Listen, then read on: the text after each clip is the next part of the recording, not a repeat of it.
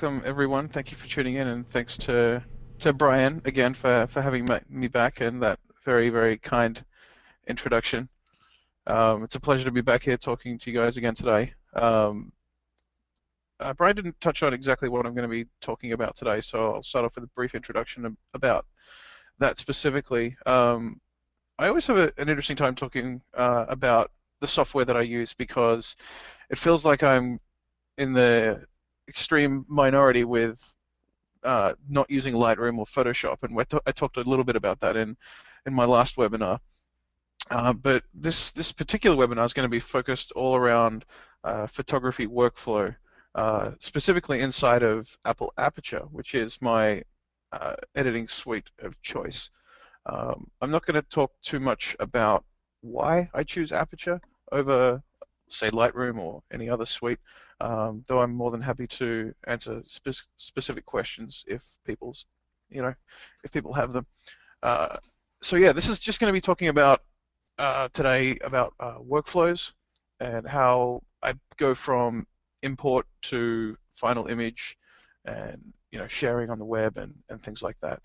Um, it's a highly subjective topic. Every photographer is different, and therefore, by nature, every photographer's workflow is slightly different. We're all, different people from different backgrounds, and the way in which some things appear easy to others are somewhat difficult for other people, and vice versa. So, with that in mind, presenting this today is a little like saying, here's my way of doing it. Here's what I find easy. And I've watched other photographers like Brian and some other friends of mine edit images in Google Plus Hangouts and things like that. And I always enjoy it because I pick up little tidbits about, different images and things like that. This particular image that we're looking at here is one I photographed earlier this year. And it's very different from the way I photographed, say, this image, which is one I photographed in the summertime of this year. And the workflow for each of them was very different because of the kind of image that it was. I would like to invite people to interact in this webinar if you guys have questions about how to make a workflow easier or what exactly I'm doing and why.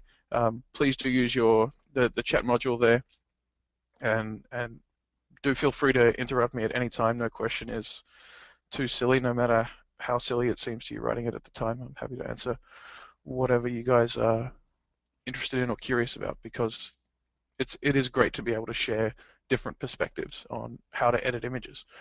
So with that in mind, I'd like to, I guess, get started talking a little bit about Aperture and how it fits together, what the main UI components are, and how I work with them. So this is essentially the main screen of Aperture. I'll get into Perfect Photo Suite and everything later after I import some images. But yeah, this is the main section of Aperture here. There are a series of icons at the top that let you do different things. There's a preferences pane in these context menus and stuff that lets you help set up how you export images and things like that, and we're going to touch on all of that. But the main components that you use are what's called the inspector here on the left, this like little sliver of screen which scrolls vertically, and the viewer, which is here on the right. Whenever I go to import images, I always store them in a folder of their own related to particularly whatever I was shooting at the time.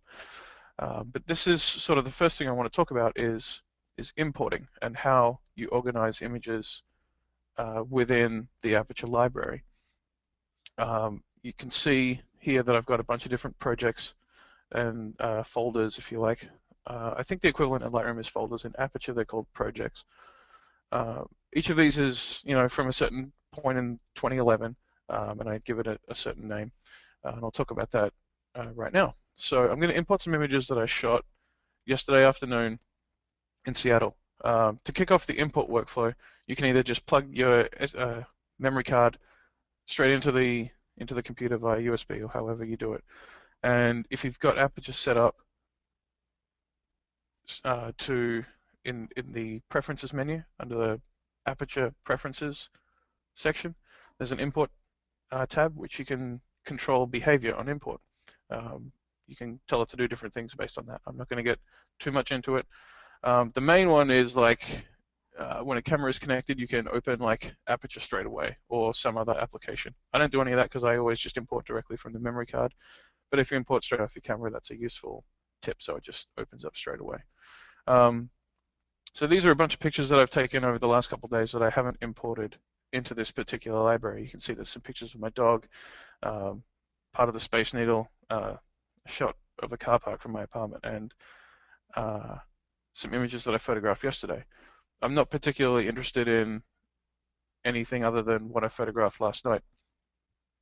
So all I want to do is just import the images from here on in the end.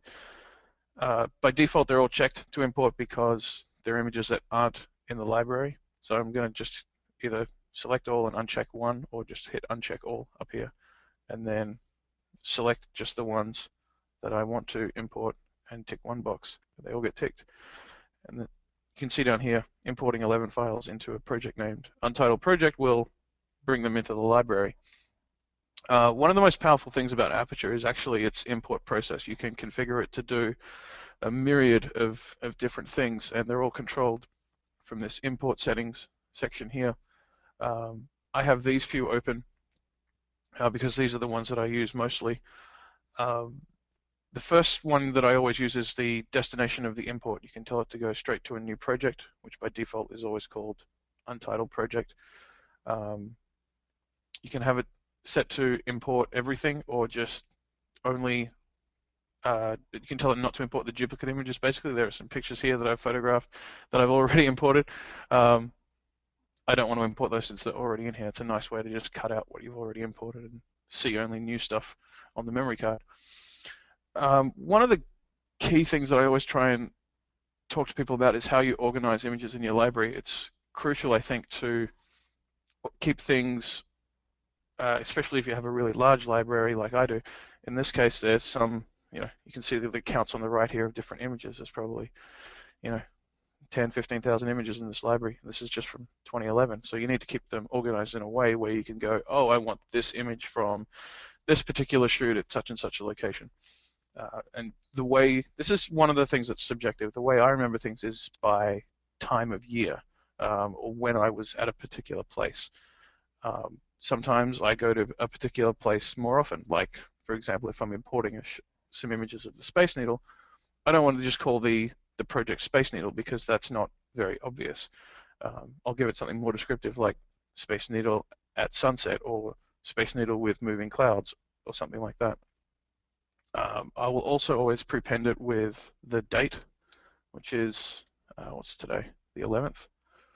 Something like that, in a year, month, day format, so it will automatically be sorted here on the right chronologically.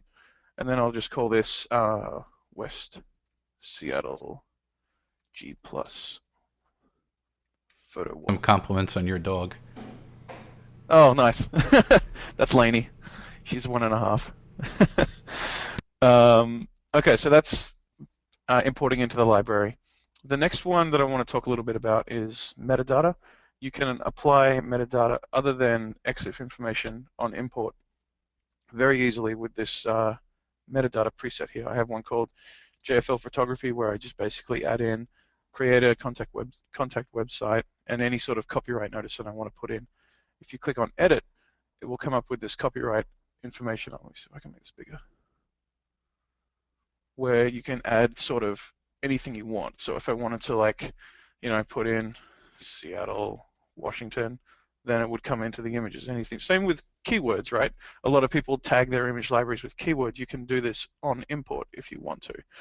Like I might put water, dock, clouds, things like that, so that if I'm searching later, I can find these images later very easily just by searching for what I think is in the image.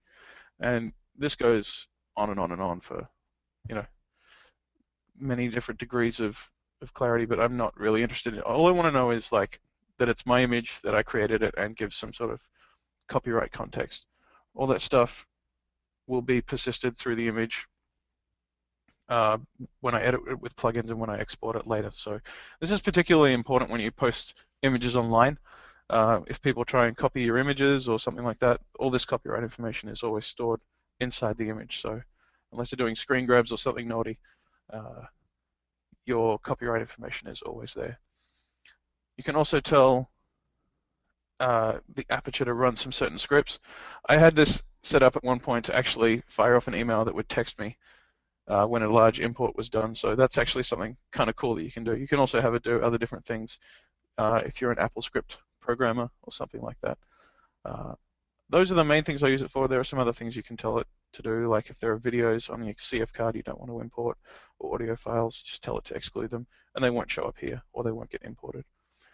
So at this point, this is ready to go, and I'll click on Import Checked, and they will get imported into this folder with all this information appended to the image. Oops, I forgot to check that one too. Okay, import checked, and this goes away and does its thing. At the bottom here, you can see this little status icon indicating that it's actually doing something.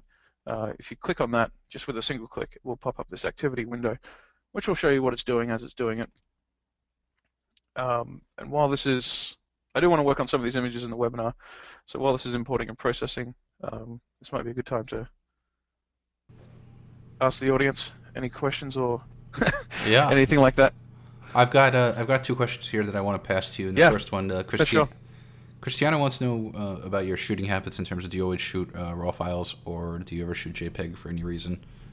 And then Gordon was just mentioning that I guess Aperture had a major update, which I don't really know about because I use Lightroom, but uh, I guess he's curious as to how you have your preferences set in Aperture.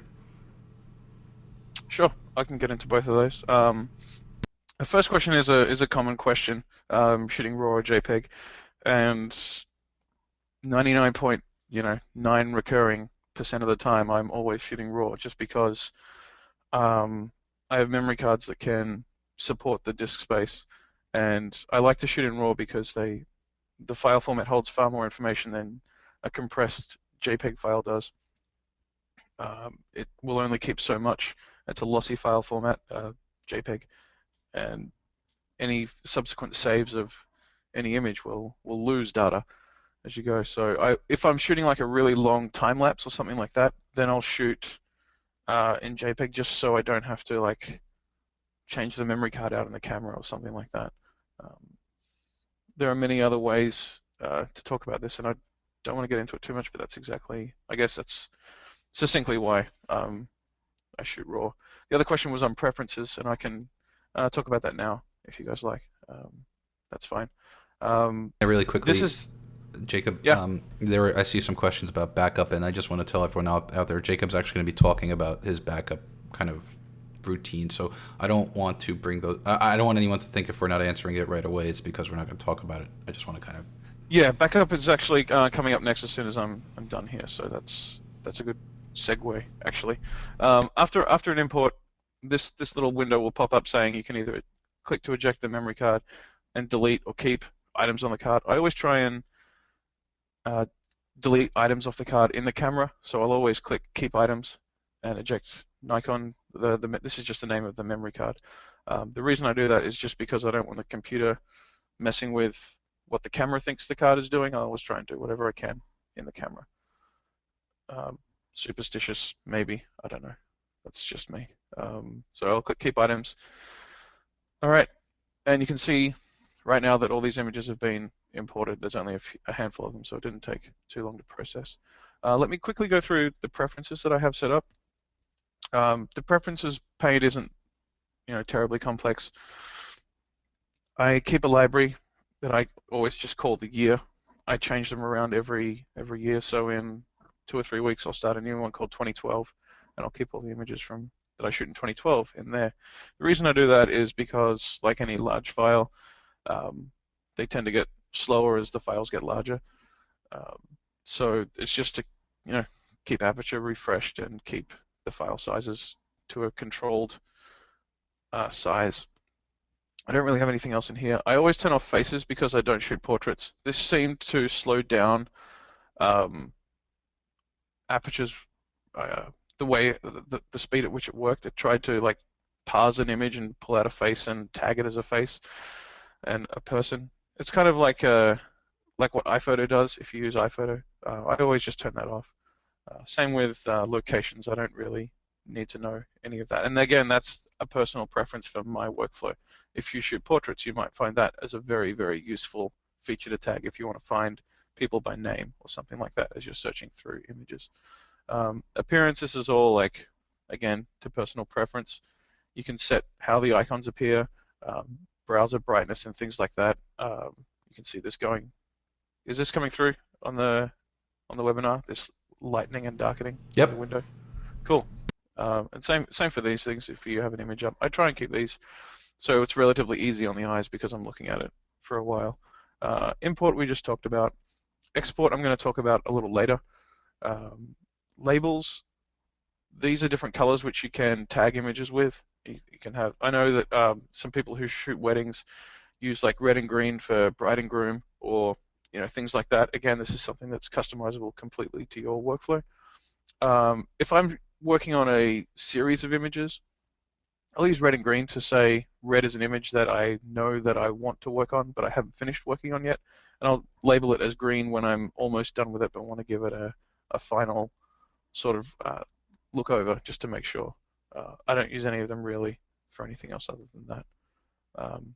Previews is what you're sort of looking at here, and the thumbnails. Like if I toggle onto the viewer, this is sort of the preview that the images that Aperture is displaying, and you can control the quality of this photo. So if I were to drag this preview quality down, it would load each photo much quicker than it otherwise does. You can see it's coming up pretty quickly. It'll generate these on import.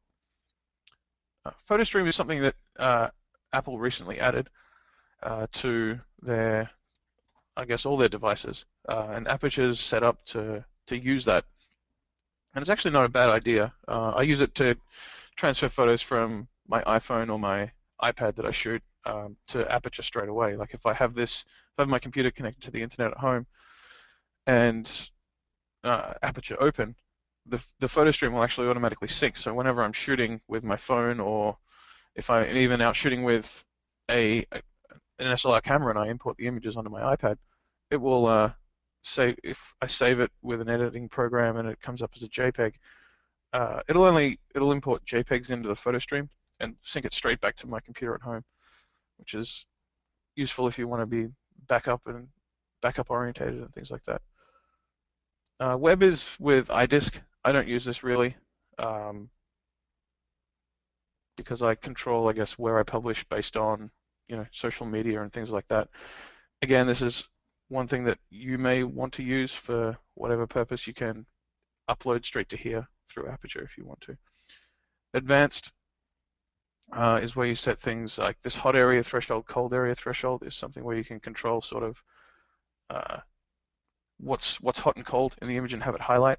The keyboard shortcut for this is Option-Shift-H, which I just learnt the other day because I don't like all these Option-Shift-Control things, but it's up here in the menu if you don't want to remember a shortcut. Under View, highlight hot and cold areas. That's right there, which will do the same thing. I'll just turn that off. If there are any other questions on the preferences, I'll come back to that later when the question's brought up.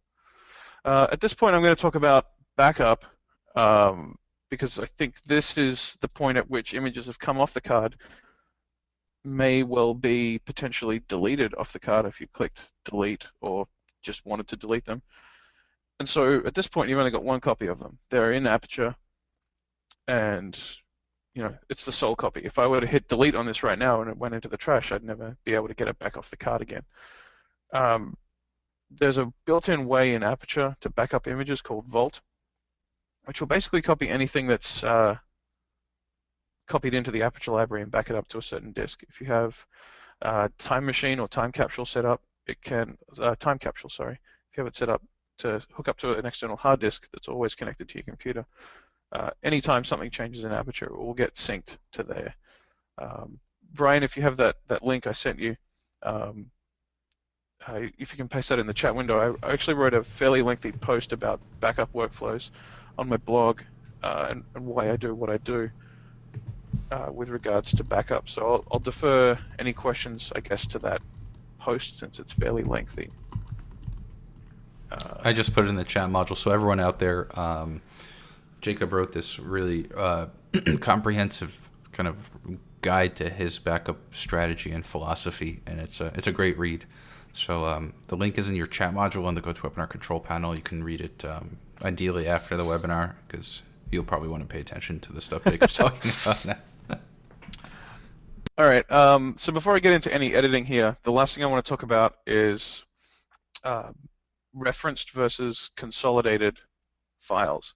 Um, I keep all my photos on my Drobo here in a folder called photography, which is somewhat lengthy, and you can see them all here. Like this is a Sunday sunrise shoot. You can see all the master files that come off the camera. Master is it? I don't know if that's a concept that's involved in Lightroom too. But anyway, master is a file. A master file is something that comes directly off the camera, the raw file, or a TIFF version of a new file that you copy and paste in Aperture. Any edits that are made to these master files are not saved on the image. They're always non-destructive, kind of like new layers in Perfect Photo Suite. How they work, it's exactly the same in Aperture. They're made to the image inside of the Aperture library. If you choose to keep these images consolidated, what that means is it's stored in, let's see, I need to find you can see this file is 3 gigabytes. If I would open this library, you'd find 3 gigabytes of images stored inside this particular folder. There's no way of accessing them through the Finder at this point because they're all stored inside this, I think Mac calls it a catalog. You can show package, oh, it's a package, but you can go into there and see what's inside it and get to it if you want. But if you do have a consolidated folder, you can get at them by relocating masters, consolidating masters here. It's a personal preference of mine to keep them as referenced files, just so that if I need to get at a particular raw file easily, I can. I have worked with both, and I don't think it slows anything particularly down inside of editing, having it edit versus, externally to the library versus internally. Um, is that a concept in Lightroom as well, Brian, or is that In terms something that's new of, to you? well, Keeping Lightroom works with folders, if I remember rightly. It doesn't store anything inside the catalog. Is that right? yeah, it stores, depending on how you have your options set, it'll store your preview information as well as the catalog information, but it doesn't actually store the images. Um, Okay. that, So it, yeah, I guess that is a little difference. yeah, you typically, and then yeah, it is different in that respect where I have a folder for catalogs and then I've got a separate folder for the images. If you break that connection, then you get like you have to start recovering the locations of those images. I see. Cool. All right. So getting into some editing here, there are 3 ways to look at the viewer, which is the large section of the image here. One is you might recognize as similar to the Perfect Photo Suite, where you've got this little film strip at the bottom and you can slide between the different images. The other way is just the image itself, or you can sort of look at an entire section. You can look at it as thumbnails or as a list with different settings and things like that. Um, I very rarely use this view because I can't intuitively pick an image that I want to look at, right? It's very hard to say, oh, this one looks good because it's like a 100 pixel wide icon. So I'll often just toggle between these, which is through with the V key for view. You can just sort of toggle between these 3 states here. As I'm looking at rating images as I bring them in to my library, I'll keep it in the film strip view so I can see sort of what's coming next and where I'm going. The left and right arrow keys let you sort of flip through. And as I'm looking at these, I'll sort of, what's going through my head is like, do I want to actually work on this image? Do I want to work on this one? This was the first image I took of the shoot, just to sort of get a feel for what the exposure was like in the particular scene that I was shooting.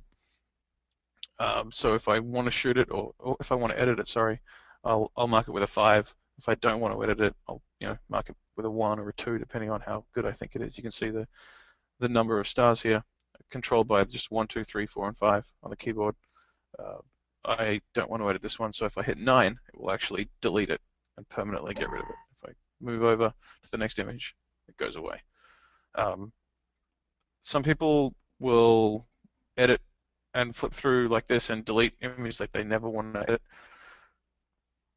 I'm kind of in two minds about that because one day I might look back and say, oh, that's an image that I really, really like and that I didn't like, 5 years ago or something like that. If you delete it now, you never know what might come up. But an image like this, which is all black, has probably no relevance to anything going forward. So I'll get rid of that one too.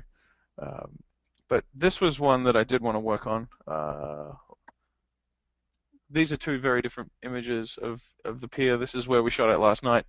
Um, it was a little unfortunate. There was supposed to be a moon coming up from behind the the city skyline here, and there was no moon to be seen, unfortunately. So let's say I want to work on this particular image. I'll mark it with a 5 if I have a list of multiple images of different ratings. So just for hypothetical sake, I'll give these different ratings. I'm arbitrarily picking these, and if I want to work on that one, I'll give that a 5. Obviously, I don't want to look at like all the different images that I've taken at the shoot if I'm done with my filtering down of images, right? I only want to look at what I want to work on.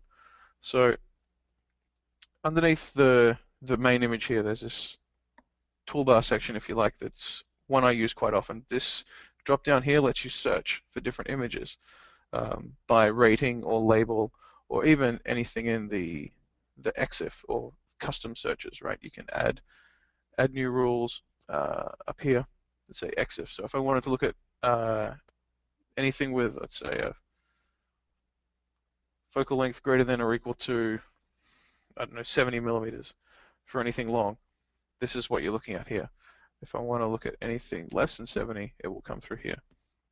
But for generally when I'm done like rating these images, I will look at everything with a 5-star that I haven't edited yet. I'll mark these as red, just again because I haven't finished them yet. And at this point, I'm ready to start with my filtered down list of images and start editing. Um, Before I jump into PhotoSuite, are there any questions at this point? Yeah, there are a number of them. Okay. Um, yeah, let's see here. Brian, do feel free to interrupt me if there are questions that seem to be recurring or Yeah, something like that. the backup ones. So you've got like Timothy was asking if in the beginning you started to import only to the hard drive. Is there an easy way to move photo libraries to an external, which you kind of covered with the vault? And John asked a similar question. You know, do you just back up the files or do you use Vault? I don't use the Vault at all. Reason being is I keep everything. I work directly off of my Drobo, which keeps files redundantly stored there, and that is also, I guess, a single copy in essence. So every couple of weeks, I have an external hard disk which I keep outside of my home, and I'll bring that home and copy to it, and then take it home again, take it away again, to keep sort of a couple of different copies in case of catastrophic failure or fire or something. Um, in terms of keeping stuff in different places on the hard disk, if I'm ever traveling and things like that, and I want to work on images while I'm going away, um, what I'll do is say I'll create a new Aperture library from a particular project, which is really easy. Um, I can show you guys how to do that here because it won't take long. So this is the project that I want to say create a library of to go and work on while I'm hypothetically traveling. I'll select it here in the inspector. I'll go up to File and hit Consolidate Masters for Project.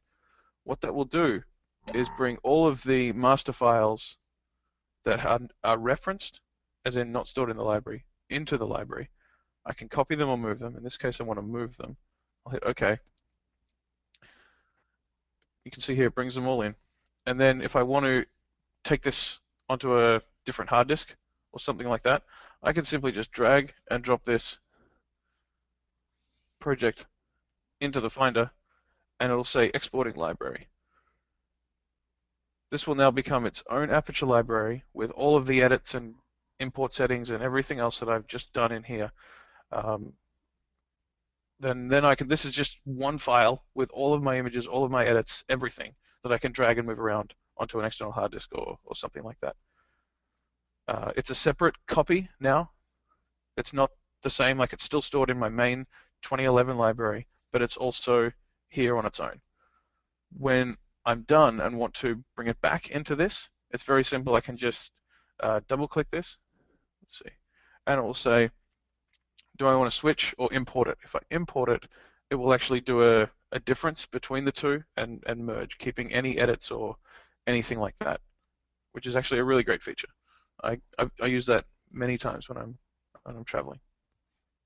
Does that answer the questions? I think so. There's another quick question John wanted to Yep. know about the keyword bar at the bottom of the image. How did you get that? So this comes up when you, let's see. I always get confused between what these shortcuts are. There's a metadata. Uh, all these ratings here, like the ratings, the keywords, these little icons at the bottom that are called badges. They're all image metadata, and in the inspector you can see them here. This is the metadata pane of the inspector where you can see the different like names and ratings. The keywords are here too somewhere. Name only. Captions and keywords, so they'll come up here. And under the metadata, it's metadata or view. I always use the keyboard shortcut for Y to, I don't know why it's the letter Y, but that will actually display and hide the keywords there. Displaying the keyword or the rating or anything independently. I don't think you can do that. It will, like if I delete these keywords, they'll go away. So removing or adding metadata will control what hides that. Um, so all right, let's get into an image. Aperture is similar to Lightroom in that it is a catalog system for images, as well as a editor for different adjustments and things that you want to make. You can create presets to apply quick fixes and things like that to images, or On One has this pack called Perfect Presets with different adjustments you can make to the image that are essentially kind of like what Perfect Effects is, a set of different adjustments under a single click, which you can add and remove and whatnot. It's a lot simpler than Perfect Effects, and I'm probably grossly oversimplifying what Perfect Effects is, but for Perfect Presets, these are just different options that you can say. If I want to make it a sepia image, you can just click that and it will go away and make the different adjustments. You can see things have been toggled here that all get done by one click. And outside of that, you can send these images into different plugins like the Perfect Photo Suite.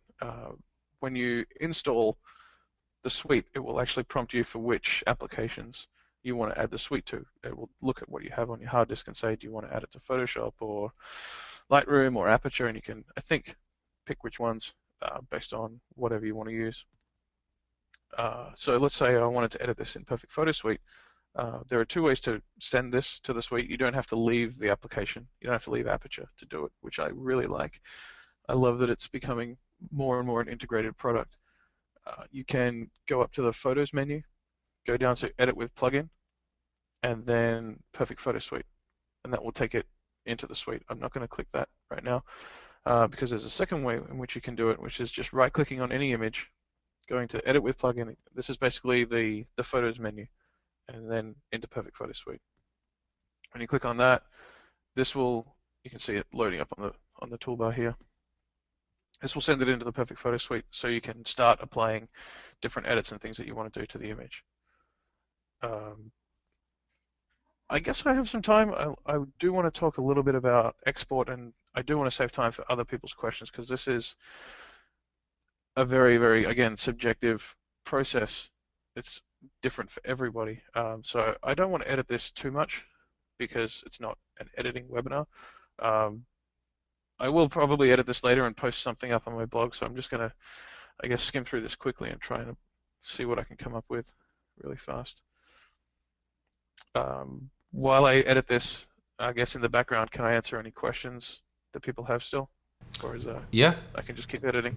The two questions that I wanted to pose to you. The first one was by Rick. He asked about for regarding metadata in older photos. Is there a way to kind of like do a batch? Metadata in older So let's say photos. yeah, let's say he imported images. Let's just I assume like scanned images, scanned photos, or whatever that wouldn't necessarily have metadata associated to it to begin with. Do you know if there's a way to somehow select them that are images that have been imported into the catalog and then add metadata to them? Yeah. So let's say that I have these images here. I can. I haven't actually had to do this before, but I'd be surprised. Okay, so yeah, there's a way. You see how there's these like single line selections and then bolded line? I'm selecting everything, but I can still pick out particular images. So let's say I wanted to tag these images as Bumbershoot, the name of this festival. Uh, that will apply this keyword to only that image. But let's say I wanted to apply it to all of these selected images. There's a lift and stamp tool at the bottom here. These two like up and down arrows. Lift will pull out any edits as well as any metadata. So you can see there's a copyright information here as well as keywords. So if I click on, this is just like a add and delete. I can uncheck or what have you. And then, so this is basically what I want to apply to all these images. If I hit stamp selected images, um, it's as easy as that. So all these images now have Bumbershoot tagged with me, and you can do the same for labeling if I want to label them as orange or something like that.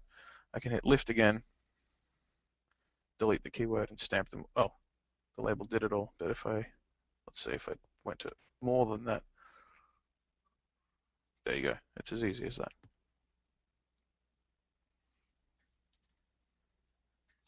Any other questions?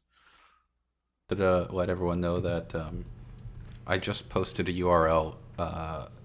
You had referenced earlier about the free Aperture presets from On One. Oh yeah, awesome. So I posted the link there of how to download it. It's absolutely no cost. There was another question, Jacob, if you wanted to talk hmm about the difference between Vault and Time Machine for backups.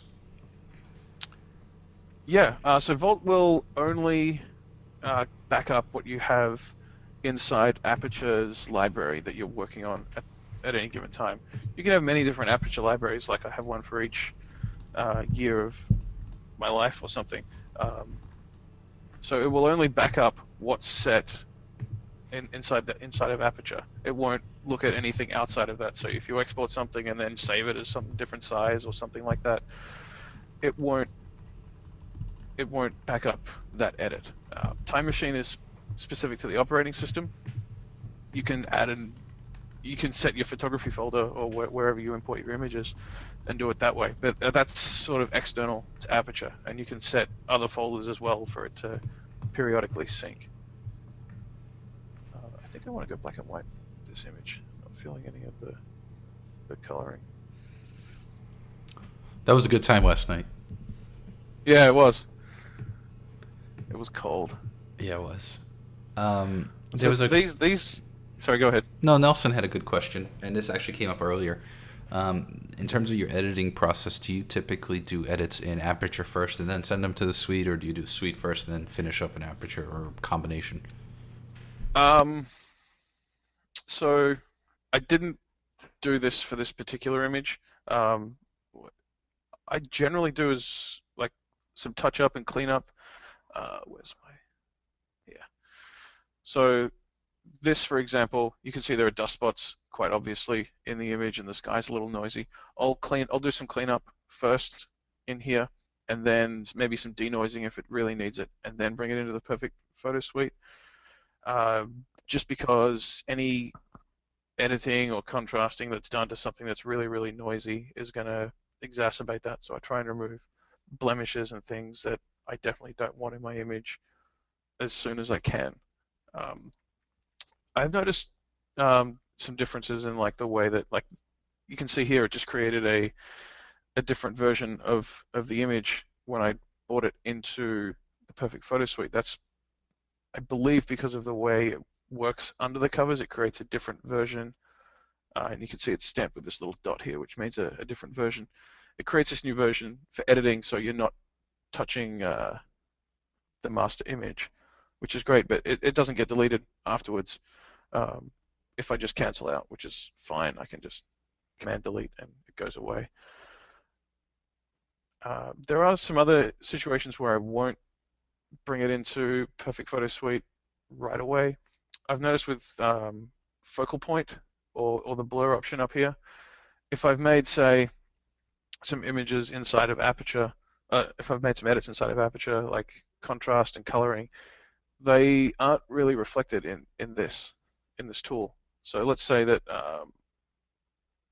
I make this a bunch warmer or something like that. Any contrast changes, it'll actually bring in the master image, and it'll ignore the edits when I go into focal point or some other suites, some other parts of the tool. I'm not sure why that is, Brian. If you have any insight into that, that would be great. I had no idea it did that. That's something I'll because I don't use Aperture, Sure. but it's something that I would bring up with Dan tomorrow when I talk to him, just to see it. My hunch is that it's just the way Aperture works, but like for instance, like if you send an image Oh, to the okay, Nick so that product. worked. Oh, it did. Okay, good. Well, even better. Maybe this is something new with version 6 that got fixed somehow. Super. Yeah, look at that. um, I do notice it sometimes with focal point though. But yeah, focal point is something that's very particular to an image. If you want to blur out like an entire half of an image, for example, like this, and only focus on, let's say, this part, for example, maybe you don't like that later. Maybe you think that was a terrible idea. To go back and forward between the two can be a little difficult to go back in, open the image, deselect the layer, redo it, things like that. So if I wanted to do that, I would create a new version of this image by going to, just right-clicking on the image, going new version from master or duplicate version. Duplicate version, uh, they're kind of intuitive to what they are. Like if you hit M on an image, it will show you exactly what was imported into the camera without any edits. So you can either create a new version from what was imported or from where you're at now. If I wanted it from where I'm at now, I hit duplicate version, and then I get this new image here that says version 2. So at this point, I might go in and add this focal point layer to sort of blur out an image, and then I can sort of look at them both side by side and say, which one do I like? Do I like with or without? Something like that. These questions are good, guys. Keep them coming. I don't know if you want to handle this really quickly, but John downloaded the Aperture presets, and he's saying that he just gets an icon file. So do you have a way to do you want to walk through installing? It's been a while since I installed these. I believe it's as simple as a drag and drop into a particular location. Okay, this might work. Okay, so from the presets window or the presets drop down, the edit presets option is what I selected, and the little cog at the bottom left, you can just import here. Find the file, and that should bring them in. Does you guys? I remember I hadn't done this before either, and I remember reading instructions on the website as to how to bring them in. Cool. So if that doesn't help, yeah. What do you use for your noise reduction? David wants to know. I use. I used to use Topaz Denoise, and now I'm using Define from Nick. Cool. Which is in the exact same location. It's not. It's just here in the plugins list, along with anything else that you can use. The last part of the webinar that I sort of wanted to touch on, and I'm noticing we've got about 10 minutes left, so I'll start on that, is the export workflow, which is actually quite powerful. Let's say that this is an image that I'm completely finished with, and I want to share it with all my friends on Google Plus and Facebook and whatnot. Similar to all the other windows that you have inside of Aperture, they're all very consistent in the interface, which is great. It makes it very easy to to figure out like what you don't know, like that presets thing, for example, right? I knew where to look just because, oh, there's an edit. I expected a cog of some kind, and you can just sort of figure your way out through it. It's the same with exporting. There's this export option in the context menu, or up here in the file menu. You just hit export version or Shift Command E, and you're presented with, again, a very similar interface. Drop down with an edit option, and I have some different uh, presets which I've created here, which help me just quickly export particular images of different file formats and things like that. And you can reorder this list. I have one for Facebook, for my blog. I have some SmugMug ones with LR or LL, meaning lower right, lower left, for watermarks that I may want to put on the image. So let's just say I wanted to create my own one right now. I would go to Edit, and you're given a list of default ones to start with out of the box from Aperture, which are ones like TIFF original size 16-bit, or I think they have a similar one for original size JPEG, which is, oh, I moved it right underneath. So I can just create my own very easily by picking one that I want to sort of start with and hitting plus. It will create a copy. So let's say I want to call this JPEG JFL photography. I can't type. Okay, so I can then pick whatever file format I like. JPEG for the web, assuming I'm exporting for the web today. I can tell it to include or not include metadata. And then there are different options to size it here, which this will pick like the longest edge, 1024 by 1024 if it's vertical or horizontal, or a percentage if I want it. These come in pretty high from the camera, so if I want it to be like 20% or 10% for the web, you can do that. Set the DPI. I usually work with fit within pixels because that's just what I know from using the web. 1024 by 768 is usually what I work with on the web if it's landscape or vertical. So I usually, because it's fit within, I'll pick the same for both axes. 72 DPI for the web. The color profile here is actually quite important. You want to make sure that you, and I'm not going to get into this because I'm pretty sure Brian's done a color calibration and things like that, but sRGB is an industry standard that I like to use. And then the show watermark here is actually kind of cool. You can position a watermark that you have at a certain opacity at a different position in the image, and tell it to scale with respect to the size of the image and add that in if you want to. Here's an example of one where I've done that, where I've told it to put it in the lower right at 100% opacity if I want to drag that down.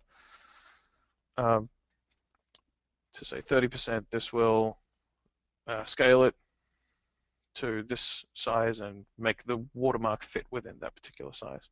So I'll hit OK, and then I'll pick, say, the desktop as where I want to export it to. You can, again, here, if you're exporting a bunch of different images, very easily tell it to group them in a particular folder so you don't flood your desktop with 1,000 different images or something like that. Give it a custom name or what have you. So let's call it JFL. That'll create a new folder. I can always also name them somewhat differently too, like G plus photo walk with a particular counter or something like that. And then export. The labels here, the different colors, are actually a feature of Mac OS and not Aperture. And you'll notice when I load this up, the the label is already associated with the image too. So if I open this up, it's a JPEG. My watermark's sitting down here in the corner, and it's whatever size I told it to be.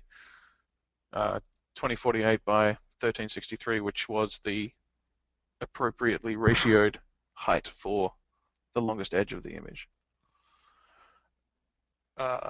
Generally, these, when I'm exporting for the web, I won't export this high.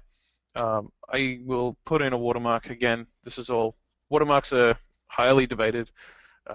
I like to put them in there at a very low opacity, just so it's another, I guess, a level of protection.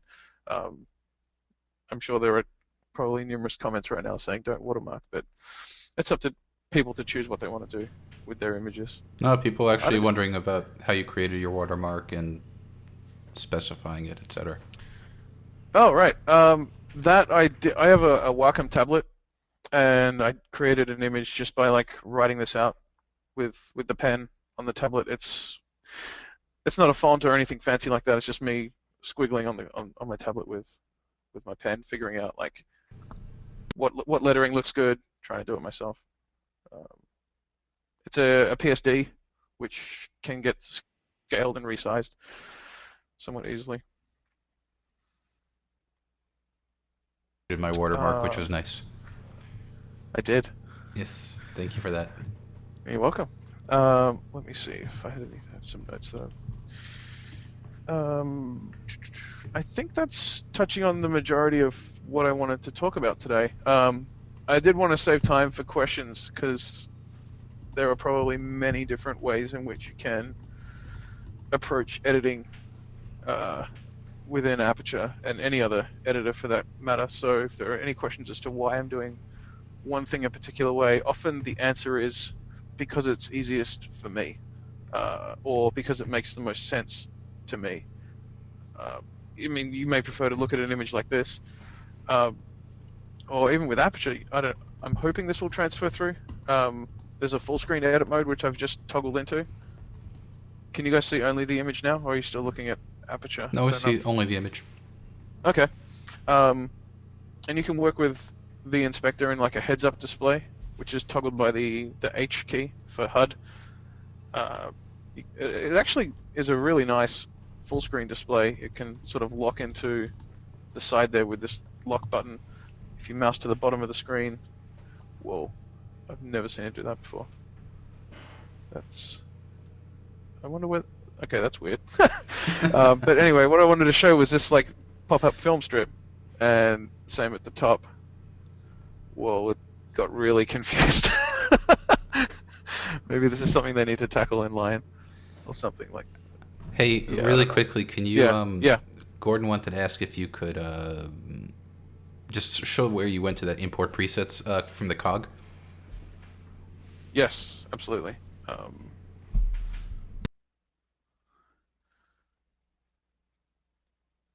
I think Aperture got really confused here. View. I'm just going to quit that and start it again.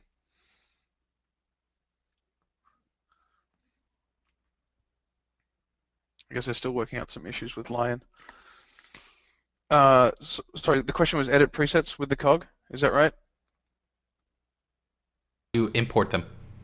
Okay. Yeah. So from the adjustments part of the inspector, there's a presets dropdown. Go to edit presets, which pops up the presets window with the different lists of things. Um, and they show what they are. Go down to the cog. Import is right there.